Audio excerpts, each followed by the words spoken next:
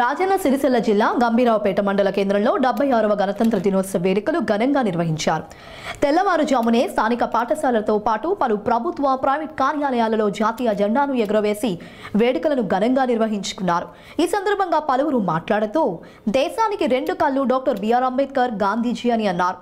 అంబేద్కర్ ఈ దేశానికి దశాదిశ చూపిన మహోన్నత వ్యక్తి అని, ఈ దేశంలో రాజ్యాంగం అమలు ద్వారా స్వేచ్ఛ, సమానత్వం కల్పించినటువంటి మహా గొప్ప నేత అని ఆయన కొనియాడారు.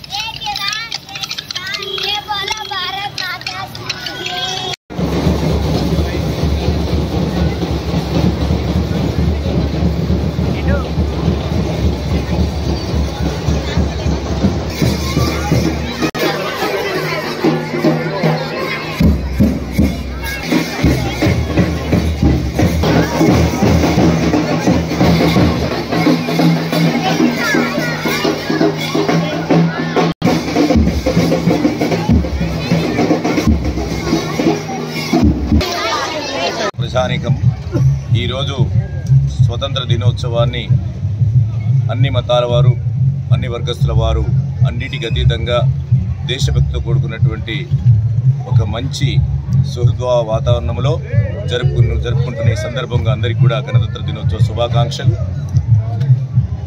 డాక్టర్ బాబా సాహెబ్ అంబేద్కర్ కలలు కన్నటువంటి ఈ భారతదేశ సౌభ్రాతృత్వానికి, సామాజిక న్యాయానికి, రాజకీయ సమన్యాయానికి పునాదులు చేయాల్సినటువంటి అవసరం నేటి పాలకులపైన ఉంది అని మాటి మాటి గుర్తు చేసే విధంగా ఈ గణతంత్ర దినోత్సవం జరుపుకుంటాం.